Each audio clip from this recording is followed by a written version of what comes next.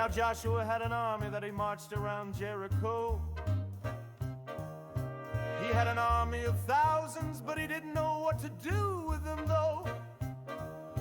God said, take the army and march them around the city.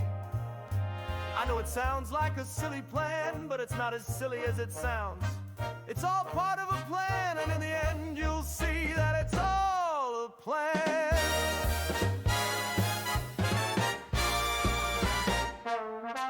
Down came the walls of Jericho. Down came the walls of Jericho. Down came the walls of Jericho. Down came the walls of Jericho. Now I don't know if you know it or not, but there are 7 days in a week. Well, for 6 of those days, Joshua had the army march around the city once a day. And on the 7th day, they had to march around the city 7 times. And after the 7th time, Joshua had the priests blow their horns and had the people shout at the top of their lungs. And what do you think happened?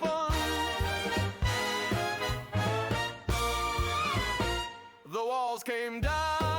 Down came the walls of Jericho. Down came the walls of Jericho. Down came the walls of Jericho. Down came the walls of Jericho. And when the walls came down,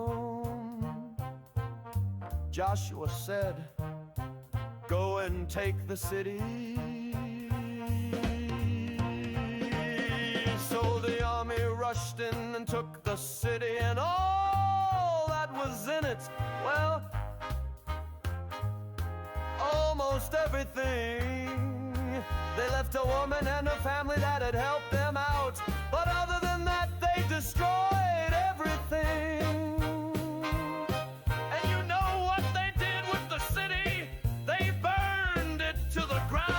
And Joshua said, let the city lay in ruin for the rest of time. So what do you think happened? The walls came down. Came the walls of Jericho. Down came the walls of Jericho. Down came the walls of Jericho. Down came the walls of Jericho. And after they conquered Jericho, they moved on and took more cities and conquered more people.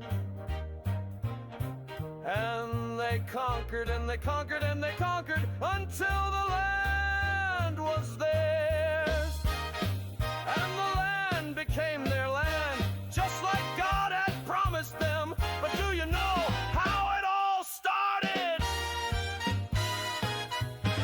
It all started when the walls came down.